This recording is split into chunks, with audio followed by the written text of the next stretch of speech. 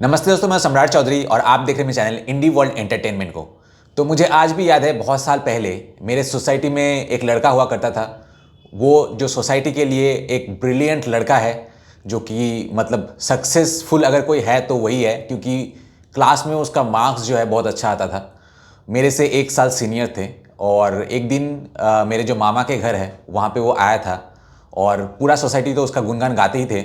तो मैंने उसको तब जो जब जब मैं उससे मिला तो उसको आईटी में जॉब मिल चुका था और मैं बोल रहा हूँ कि चलो तुम जॉब तो कर रहे हो, लेकिन अपना क्या सोचा है कि खुद क्या इन्वेंट करोगे, या फिर जिस भी प्रोग्रामिंग हो, कोडिंग हो, खुद का सॉफ्टवेयर या फिर ऐसा कुछ सोचा है। तो उसने बोला कि हमें क्यों सोचना है, बाहर से तो हमें यूएस से, यूके से ये सब ऑर्डर्स मिलते ही हैं, तो हम डिलीवर करते हैं, हमारा काम है सिर्फ डिलीवर करना, इनोवेशन वगैरह ये सब हमारा काम नहीं है। मैं उसको बोला कि तुझे पता है कि यूएसए और यूके जो भेज रहा है पैसा, वो चीप लेबर का फ़ायदा उठा रहा है इंडिया का, और आज नहीं तो कल जब इंडियन स्टैंडर्ड ऑफ लिविंग बढ़ेगा। मेरी ज़्यादा कोई उम्र नहीं थी उस टाइम पे भी, मैं 22 साल की उम्र में भी उसको समझा रहा था ये चीज़, लेकिन वो बोल रहा है कि हमें कि कुछ पड़ी नहीं है जब तक, अभी तो लेबर चीप है ना इंडिया में, तो अभी आ रहा है, कॉन्ट्रैक्ट आएगा, बाद में क्या होगा वो उससे हमें लेना देना नहीं है, बाद में जो होगा बाद में देखा जाएगा। मैं तभी से सोचता हूँ कि जब तक हमारे सोसाइटी ऐसे लोगों को सिर्फ मार्क्स के बेसिस पे आइडलाइज करेंगे और उन्हें एज अ रोल मॉडल बनाएंगे, तब तक इंडिया का कुछ हो नहीं सकता। ये बात मैंने इवन उस उम्र में भी रियलाइज किया था। लेकिन यहाँ पे स्पेन मीडिया का एक रिपोर्ट है जहाँ पे बहुत अच्छे से उन्होंने समझाया कि इंडिया अब सिर्फ चीप मजदूरों का फ़ायदा उठा के सिर्फ सॉफ्टवेयर डिलीवर करने वाला और यूएसए और यूके के इशारों पे कोडिंग करने वाला देश नहीं रहा। अब इंडिया जो है इनोवेशन के बारे में सोच रहा है, नए नए चीज़ बनाने के बारे में सोच रहा है। और ये तब ज़्यादा हुआ जब एआई का इंट्रोडक्शन हुआ, जो कि कोडिंग वगैरह सब कुछ कर सकता है, ऑटोमेशन का इंट्रोडक्शन हुआ।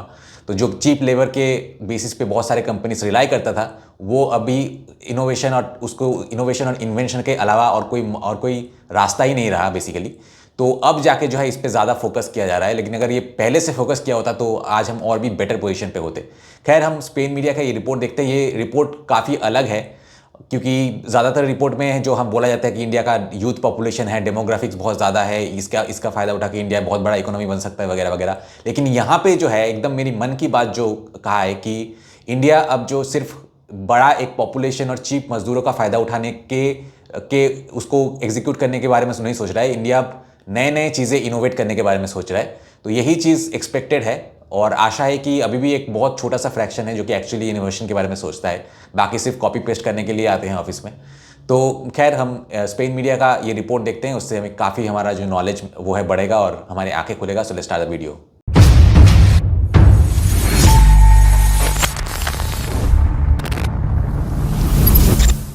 दोस्तों, मेरे ये 3 चैनल्स 50% पार्टनरशिप सेल्स के लिए अवेलेबल है, जहां पे इन चैनल्स के प्राइमरी ओनर आप होंगे, लेकिन कंटेंट्स मैं बनाता रहूंगा। अगर आप ये 3 चैनल्स खरीदने में इंटरेस्टेड है तो मुझे कांटेक्ट कीजिए इस नंबर पे।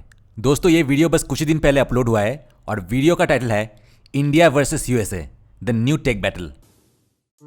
¿Y si la próxima gran revolución tecnológica no viniera de Silicon Valley, sino de Bangalore? और अगर अगली बड़ी टेक्नोलॉजिकल रेवोल्यूशन सिलिकॉन वैली से नहीं बल्कि बैंगलोर से आए तो? भारत अब केवल दुनिया की फैक्ट्री नहीं रहा, बल्कि उसका नया लेबोरेटरी सेंटर बनता जा रहा है। ये ऐसा देश है जो सिर्फ स्टार्टअप्स नहीं बनाता, बल्कि स्थानीय प्रतिभा, एंटायर इकोसिस्टम्स और हाँ, ग्लोबल एम्बिशंस के साथ पूरे इकोसिस्टम खड़े करता है। भारत शायद जाग रहा है। आइए शुरुआत करें।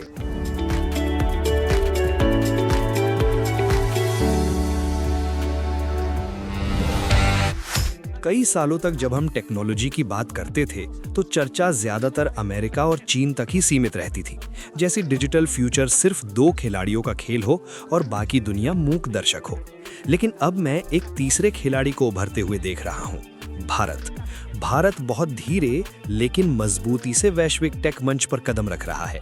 उसका मकसद साफ है, अमेरिका और चीन से अलग वैश्विक तकनीक के लिए एक तीसरा रास्ता पेश करना। 1 दशक की सफल डिजिटल पॉलिसीज के बाद भारत खुद को वैश्विक टेक गवर्नेंस के विकल्प के रूप में स्थापित करना चाहता है। ये कोई छोटी कहानी नहीं है, बल्कि वैश्विक स्तर पर बदलाव है। भारत पहले ही अमेरिका और चीन के बाद दुनिया में तीसरा सबसे बड़ा यूनिकॉर्न स्टार्टअप केंद्र बन चुका है। ये कंपनियां fintech, education, logistics, software, biotech और एआई जैसे क्षेत्रों में हैं। और ये विदेशी मॉडलों की नकल नहीं कर रही। ये 140 करोड़ से ज्यादा लोगों वाले देश की बड़ी समस्याओं को हल करने के लिए बनाई गई हैं, जहां सफल समाधान बेहद तेजी से स्केल कर सकते हैं। इसलिए भारत सिर्फ स्टार्टअप नहीं बना रहा, बल्कि पूरे इकोसिस्टम खड़े कर रहा है, जिन्हें अरबों डॉलर की वेंचर कैपिटल का समर्थन मिल रहा है। Las cifras lo demuestran. En los últimos 5 años el país ha recibido 96.000 millones de dólares en capital riesgo. मैं अब जो देख रहा हूँ वो सिर्फ निवेश की बड़ी मात्रा नहीं है, बल्कि इस बात में गहरा बदलाव है कि ये पैसा आ कहाँ से रहा है। अब बात सिर्फ अमेरिका, जापान या सिंगापुर के फॉरेन फंड्स तक सीमित नहीं रही। असली बदलाव ये है कि डोमेस्टिक कैपिटल पूरी ताकत से सामने आ रही है। पुराने कारोबारी परिवार, बीमा कंपनियां, पेंशन फंड्स और नेशनल बैंक्स सभी अपने ही टेक सेक्टर में निवेश कर रहे हैं। जब 140 करोड़ से ज्यादा आबादी वाला कोई देश अपनी इनोवेशन को अपने ही पैसे से फंड करना शुरू करता है, चाहे वो कितना भी गरीब क्यों ना हो, उसका असर साफ दिखता है। ये इस बात का स्पष्ट संकेत है कि देश के भीतर कुछ गहरा बदल रहा है। इससे ये सवाल भी उठता है कि क्या भारतीय टेक प्रोजेक्ट जल्द ही वैश्विक स्तर पर अपनी जगह बनाएंगे। ये ट्रांसफॉर्मेशन किसी जादू या किस्मत से नहीं आया, ये दशकों की प्रक्रिया का नतीजा है, जिसकी शुरुआत तब हुई जब भारत ने समझा कि उसके पास एक अनोखी ताकत है। लाखों युवा, तकनीकी शिक्षा, अच्छी अंग्रेजी और बेहद कम वेतन। 1980s और 1990s के दशक से भारत टेक आउटसोर्सिंग का आदर्श केंद्र बन गया। जब अमेरिका और यूरोप को programmer, tech support, data centre और सॉफ्टवेयर कंसल्टेंट्स चाहिए थे, भारत ने वही सब बहुत कम लागत में और उम्मीद से बेहतर क्वालिटी के साथ दिया। यहीं से TCS, इन्फोसिस, विप्रो और HCL जैसे आउटसोर्सिंग दिग्गज पैदा हुए। ये कंपनियां साधारण कामों से शुरू होकर दुनिया भर के पूरे प्रोजेक्ट संभालने लगी। यही भारत की टेक यात्रा का पहला इंजन था और इसके बाद आया असली बड़ा उछाल। Regiones se convirtieron en un polo tecnológico global. Bangalore, Hyderabad y Chennai. जब मैं 2000 के दशक को देखता हूँ तो साफ दिखता है कि भारत सिर्फ सस्ती मजदूरी का स्रोत नहीं रहा, बल्कि उसने पूरे क्षेत्रों को वैश्विक टेक हब में बदलना शुरू कर दिया। बेंगलुरु, हैदराबाद और चेन्नई जैसे शहर बड़े इनोवेशन सेंटर बन गए, जहाँ रिसर्च हब, टेक पार्क्स और मैसिव इनोवेशन सेंटर्स थे, और जहाँ मल्टीनेशनल कंपनियां और स्टार्टअप्स साथ साथ काम कर रहे थे। इंटेल, IBM, Oracle, माइक्रोसॉफ्ट और सिस्को जैसी दिग्गज कंपनियों ने भारत में अपने लैब और पूरी टीमें स्थापित की। यहीं से भारतीय टैलेंट ने दुनिया के लिए काम करना छोड़कर दुनिया के साथ काम करना शुरू किया। फिर 2010 के बाद एक बड़ा एहसास हुआ, अगर भारत दूसरों के लिए सॉफ्टवेयर बना सकता है तो अपने लिए भी बना सकता है। इसी सोच से आज की स्टार्टअप लहर पैदा हुई, जो आउटसोर्सिंग नहीं बल्कि प्योर इनोवेशन पर आधारित है। लेकिन जितना ये सब इम्प्रेसिव है, उतना ही ये चिंता भी पैदा करता है। निफ्टी IT इंडेक्स में गिरावट ने ये सवाल खड़ा कर दिया है कि क्या भारत का टेक इंजन किसी डीपर स्ट्रक्चरल शिफ्ट्स के कारण धीमा पड़ रहा है। फिर भी जो बात सबसे अहम है वो ये कि भारत हाथ पर हाथ धरे नहीं बैठा है। सरकार, कंपनियां और इन्वेस्टर्स मिलकर इस सेक्टर को नए सिरे से गढ़ने की कोशिश कर रहे हैं। अब असली सवाल ये है कि वे ये कैसे करेंगे और इसका असर भारत की इकोनॉमी, टेक फ्यूचर और पूरी दुनिया पर क्या पड़ेगा। Más interesante, aunque lo primero es empezar la historia por el principio. Atentos.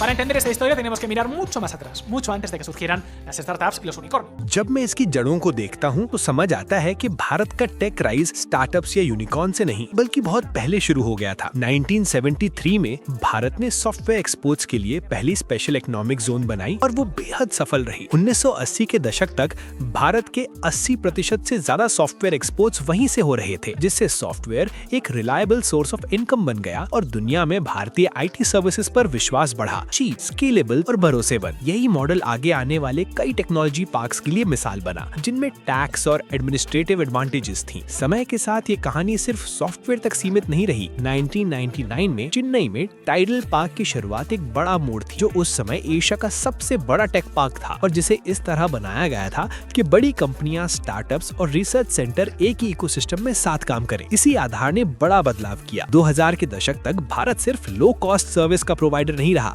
Bengaluru, Hyderabad और चेन्नई जैसे शहर असली टेक इंजन बन गए, जहां universities, research labs, innovation centres और टेक पार्क मौजूद थे और मल्टीनेशनल कंपनियों और स्टार्टअप्स मिलकर काम कर रहे थे। इसी इकोसिस्टम की वजह से कंपनियों ने R&D में ज्यादा निवेश शुरू किया, अपने खुद के प्रोडक्ट्स बनाए, स्टैंडर्डाइज्ड सर्विसेज पर निर्भरता घटाई और धीरे धीरे भारत को आर्टिफिशियल इंटेलिजेंस, मशीन लर्निंग और डिजिटल बायोटेक्नोलॉजी के दौर में आगे बढ़ाया। Introducir poco a poco al país en la era de la inteligencia artificial, el machine learning blockchain y la biotecnología digital. मुझे साफ कहना होगा, हम भारत की बात कर रहे हैं और ये सारे बदलाव अभी शुरुआती दौर में हैं, लेकिन ये अब हो रहे हैं। इसी बीच 2025 में इंडियन टेक इंडस्ट्री को एक बड़ा झटका लगा है, जो अब तक की सबसे गंभीर जोखिमों में से एक हो सकता है। इंडियन टेक स्टॉक्स में तेज गिरावट आई है और इसके कारण साफ है, भारत की टेक इंडस्ट्री का बड़ा सेक्टर अमेरिका को सर्विसेज एक्सपोर्ट करने पर निर्भर करता है और डोनाल्ड ट्रंप के व्हाइट हाउस लौटने के बाद भारतीय सॉफ्टवेयर पर टैरिफ ने अनसर्टेनिटी बढ़ा दी है। लेकिन टैरिफ ही अकेली समस्या नहीं है। आर्टिफिशियल इंटेलिजेंस का तेज उभार उस मॉडल के लिए अस्तित्व का संकट बन गया है जिसने भारत को मजबूत बनाया था। चैट जीपीटी, जेमिनी और को पायलट जैसे टूल अब उन कामों को ऑटोमेट कर सकते हैं जिन पर ऑफशोर आईटी नौकरियां टिकी थीं, जिसे दोहराया जाने वाला कोड, टेक सपोर्ट, टेस्टिंग और सॉफ्टवेयर मेंटेनेंस। जैसे जैसे ये एआई टूल बड़े पैमाने पर अपनाए जा रहे हैं, भारत की आउटसोर्सिंग बिजनेस की जड़ें हिल सकती हैं। जो कभी कॉम्पिटिटिव एडवांटेज थी, वही अब टेक्नोलॉजिकल लिमिट से टकरा रही है। और इतना ही नहीं, अमेरिका में H-1B वीजा नियमों में सख्ती ने एक और झटका दिया है, जिससे अमेरिका में करियर बनाने का सपना देखने वाले कई इंडियन प्रोफेशनल्स की उम्मीदें खतरे में पड़ गई हैं। Provoca consternación en el sector TI de India y entre quienes esperan forjar una carrera en Estados Unidos. यहाँ जो बात मुझे सबसे ज्यादा प्रभावित करती है वो ये है कि भारत और अमेरिका कितने गहराई से जुड़े हुए हैं। H-1B वीजा धारकों में लगभग 70% भारतीय हैं और हजारों छात्रों व प्रोफेशनल्स के लिए नए नियम अमेरिका भी उनके भविष्य पर सवाल खड़े कर देते हैं, चाहे वो वहाँ काम करने का हो या पढ़ाई के बाद रुकने का। भारत के नजरिए से ये सिर्फ व्यक्तियों का मामला नहीं है। कंपनियों को डर है कि इससे अमेरिका में उनके ऑपरेशंस मुश्किल हो सकते हैं। पीपल टू पीपल कनेक्शन में तनाव आ सकता है और लोगों के बीच का वो जुड़ाव कमजोर पड़ सकता है, जो लंबे समय से दोनों देशों के सहयोग की रीढ़ रहा है। जब इंडियन प्रोफेशनल्स अमेरिका में जिम्मेदारी संभालते थे तो भारतीय इंडस्ट्री के साथ सहयोग अपने आप बढ़ जाता था, जिससे बिजनेस और टेक्नोलॉजी ट्रांसफर होता था। ये प्रक्रिया भारत के विकास के लिए बेहद अहम रही है। भले ही व्हाइट हाउस कह रहा हो कि बढ़ी हुई फीस सिर्फ नई अर्जियों पर लागू होगी, लेकिन तनाव साफ महसूस किया जा सकता है। और फिर अगर मैं एक स्तर गहराई से देखूं तो इसमें एक संभावित अवसर भी नजर आता है। जब भी अमेरिका कुशल इमिग्रेशन पर सख्ती करता है, कंपनियां प्रोजेक्ट्स रद्द नहीं करती, वे ज्यादा काम भारत में शिफ्ट कर देती हैं। H-1B वीजा हमेशा से सिलिकॉन वैली की रीढ़ रहा है, खासकर टेक और इंजीनियरिंग के लिए। आज लाखों भारतीय प्रोफेशनल्स अमेरिकी अर्थव्यवस्था में बड़ा योगदान दे रहे हैं, लेकिन बढ़ती लागत के साथ अमेरिका अनजाने में कंपनियों को काम अपने देश में ही रखने के लिए प्रेरित कर रहा है। और शायद यही वो चीज है जिसकी भारत को अभी जरूरत है, देश के भीतर ज्यादा निवेश, ताकि टेक सेक्टर को नेशनल इकोनॉमिक का असली इंजन बनाया जा सके। Mucha más inversión en casa para hacer de este campo el auténtico motor de la economía nacional. Y es que no estamos hablando de una actividad precisamente menor. मेरे लिए असली तस्वीर तब साफ होती है जब मैं भारत की टेक एक्टिविटी के पैमाने को देखता हूँ। ये कोई छोटी मोटी चीज नहीं है। भारत की टेक्नोलॉजी और बैक ऑफिस सर्विस का एक्सपोर्ट्स सालाना $200 बिलियन से ज्यादा है, जो उसके फिजिकल गुड्स के एक्सपोर्ट से भी अधिक है। हर साल 10 लाख से ज्यादा नए इंजीनियर इस सेक्टर में जुड़ते हैं। साथ ही सरकार टैक्स इंसेंटिव दे रही है, नौकरशाही कम कर रही है और माहौल को आकर्षक बना रही है। इसलिए कई मल्टीनेशनल कंपनियां अपने टेक टीमें भारत में लगाने पर विचार कर रही हैं। और हाँ, ये सच है कि सेक्टर को झटका लगा है। एआई कई कंपनियों को चुनौती दे रहा है। कई सेक्टर्स में भविष्य अनिश्चित है और टैरिफ्स का खतरा भी मौजूद है, लेकिन इसके बावजूद टेक इकोसिस्टम के कई हिस्से लगातार बढ़ रहे हैं। भारत के पास टैलेंट है और अब तेजी से पूंजी भी आ रही है, जिससे SaaS, सॉफ्टवेयर और ई-कॉमर्स जैसी फील्ड्स में नए बिजनेस मॉडल बन रहे हैं। फिर भी मुझे लगता है कि असली दिशा बदलने वाली ताकत इनमें से कोई नहीं है, वो है डीप टेक। ये ऐसा सेक्टर है जहां असली टेक्नोलॉजिकल ब्रेक थ्रूज लगाई जाती है। Drones, quantum cryptography, renewable energy, space exploration जैसे क्षेत्रों में। यहीं भारत न सिर्फ मुकाबला कर सकता है बल्कि वैश्विक स्तर पर नेतृत्व भी कर सकता है। ये सेक्टर तेजी से बढ़ रहा है, जहां 2019 से 2024 के बीच फंडिंग में लगभग 90% सालाना बढ़ोतरी हुई है और कटिंग एज फील्ड्स में नई नई कंपनियां उभर रही हैं। और सॉफ्टवेयर, डेटा, क्लाउड और अब एआई में डीप एक्सपीरियंस। अगर ट्रेडिशनल सेक्टर धीमे पड़ते हैं या ऑटोमेशन उन्हें खत्म कर देता है, तो ये टैलेंट गायब नहीं होता, ये सबसे तेजी से बढ़ने वाले क्षेत्रों में शिफ्ट हो जाता है। और यही भारत की वो बढ़त है जिसे कोई और देश आसानी से मैच नहीं कर सकता। लागत। भारत में टॉप इंजीनियर की सैलरी अमेरिका के औसत इंजीनियर से भी कहीं कम है और कंपनियों के लिए ये फर्क सब कुछ बदल देता है। तो सवाल उठता है, भारत के पास टैलेंट है, कम लागत है और महत्वाकांक्षा है, लेकिन वो इस मौके का कर क्या रहा है? जवाब है, दिखने से कहीं ज्यादा। भारत की टेक एवोल्यूशन अब सिर्फ आईटी सर्विस कंपनियों तक सीमित नहीं है। इंडस्ट्री तेजी से फैल रही है। रेवेन्यूज $300 बिलियन डॉलर के करीब पहुंच चुका है। एक्सपोर्ट्स बढ़ रहा है और साथ ही घरेलू बाजार भी जबरदस्त रफ्तार पकड़ रहा है। भारत के भीतर आईटी स्पेंडिंग दोहरे अंकों में बढ़ रहा है। एआई मार्केट तेजी से फैल रहा है और आने वाली वर्षों में क्लाउड, डेटा इंजीनियरिंग और साइबर सिक्योरिटी में लाखों नई नौकरियां पैदा होने वाली हैं। ये सिर्फ विकास नहीं है, ये गहरा स्ट्रक्चरल ट्रांसफॉर्मेशन है। Ingeniería de datos y ciberseguridad. जो बात मुझे सबसे ज्यादा चौंकाती है वो ये है कि ये टेक बूम अब सिर्फ बेंगलुरु या हैदराबाद जैसी ट्रेडिशनल टेक हब तक सीमित नहीं रहा। अब ये उदयपुर, विशाखापत्तनम, कोयम्बतूर और नागपुर जैसे शहरों में भी फैल रहा है, जहां टेक से जुड़े रोजगार 50% से भी तेज रफ्तार से बढ़ रहे हैं। 760 मिलियन से ज्यादा लोगों के इंटरनेट से जुड़े होने और बेहद सस्ते डेटा के साथ भारत एक ऐसा देश बनता जा रहा है जहां इनोवेशन सस्ता है, स्केल करना आसान है और टैलेंट लगभग असीमित लगता है। इसके ऊपर से निवेश की बाढ़ आ रही है। जापान के साथ सेमीकंडक्टर और क्रिटिकल मिनरल्स में अरबों डॉलर के समझौते, गूगल के नई डेटा सेंटर्स में भारी निवेश, रिलायंस द्वारा दुनिया के सबसे बड़े डेटा सेंटर्स में से एक का निर्माण और कुछ ही महीनों में प्राइवेट कैपिटल का जबरदस्त फ्लो। सरकार भी पूरी ताकत से लगी हुई है। एआई फंड्स, लोकल हार्डवेयर के लिए incentives, large scale digitalisation programmes और दूसरे देशों के साथ टेक पार्टनरशिप्स। मकसद साफ है, भारत को सिर्फ ग्लोबल सॉफ्टवेयर की बैक ऑफिस भूमिका से निकालकर दुनिया के मोस्ट इन्फ्लुएंशियल टेक्नोलॉजिकल ब्रेन्स में शामिल करना। अगर ये सफल होता है तो इसका असर अलीबाबा, टेंसेंट या BYD जैसे चीनी टेक दिग्गजों के उदय जितना या उससे भी बड़ा हो सकता है। भारत में इतिहास में कई बार उम्मीदें तोड़ी हैं, लेकिन इस बार सच में लगता है कि देश जाग रहा है और इसके साथ एक विशाल कारोबारी अवसरों का ज्वार पैदा हो सकता है। ¿Crees que la India realmente logrará tener un sector tech de primera? ¿Has invertido alguna vez en compañías indias?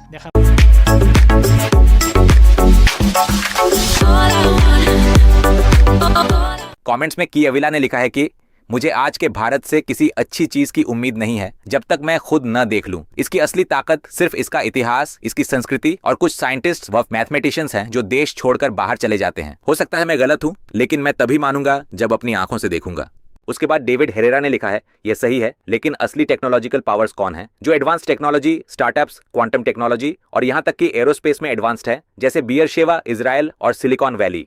इसे तमीज से जवाब देते हुए पूछा है कि भारत के पास अपने खुद के क्रायोजेनिक इंजन है, अपनी सेल्फ मेड स्पेस इंडस्ट्री है और वह 2035 तक अपना स्पेस स्टेशन बनाने की तैयारी कर रहा है। भारत ने कई सुपर कंप्यूटर खुद बनाए हैं और हाल ही में 64 क्यूबिट का क्वांटम कंप्यूटर भी तैयार किया है, जिस पर आगे और प्रोग्रेस हो रहा है। इसके अलावा अमेरिका और भारत ने मिलकर दुनिया का सबसे महंगा और भारी सैटेलाइट बनाया और उसे पिछले साल भारत से लॉन्च किया। नेक्स्ट, क्रीवान वांकरी ने लिखा है कि अगर वे इसी रास्ते पर चलते रहे तो वे हावी हो जाएंगे। उसके बाद लाका साड आसिरो ने लिखा है, मुझे यह साफ दिख रहा है, ट्रंप ने चाइनीज और इंडियंस को बाहर कर दिया जो सिलिकॉन वैली को आगे बढ़ा रहे थे और जिनके पास आगे निर्माण करने के रिसोर्सेज थे। वे यूनाइटेड स्टेट्स अमेरिका की नकल नहीं करेंगे क्योंकि पिछले 30 सालों से वही दो देश अमेरिका का चेहरा रहे हैं। नेक्स्ट, कार्लोस ओर्जाबाल ने लिखा है कि भारत में पैसा है, उन्होंने मॉडर्न मैथमेटिक्स की नींव रखी, वहां बहुत स्पेशलाइज्ड पीपल हैं, बस सिलिकॉन वैली के सीईओज को देख लीजिए, अंदाजा हो जाएगा। अगर अमेरिका उनके चिप्स की सप्लाई न रोके तो वे निश्चित रूप से एक बड़े कंपेटिटर बन सकते हैं। उसके बाद फेरो तांडिल ने लिखा है, इन्फोसिस के शेयर कब बढ़ेंगे, वे काफी समय से उसी कीमत पर अटके हुए हैं। नेक्स्ट, एंचेस्ट्रे ने लिखा है कि मैं वहां कई बार जा चुका हूं, अद्भुत देश है, लोग असाधारण हैं, खुले विचारों वाले, बुद्धिमान और ऊर्जा से भरपूर, आगे बढ़ो भारत। उसके बाद मिस्टर गॉलैंड ने लिखा है, भारत में कुछ भी अजीब नहीं है, ये वह जगह है जहां दुनिया की कुछ सबसे पुरानी सभ्यताएं फली फूली। जब यूरोप के लोग गुफाओं से बाहर निकल ही रहे थे तब यहाँ शहर बस चुके थे। उसके बाद लूचो करतूचो ने लिखा है, भारत काफी समय से सुधार कर रहा है और वहां तकनीकी शहर पिछले 20 सालों से मौजूद है जहां प्रतिभाशाली लोग रहते हैं। मैंने 15 साल पहले वहां से कंप्यूटर खरीदा था, अब वे टाटा के साथ मिलकर एयरबस विमान भी बनाएंगे, ये कोई नई बात नहीं है। अब आखिरी कमेंट लिबर्टाडो मुएर्ते ने लिखा है कि भारत एक जादुई जगह है।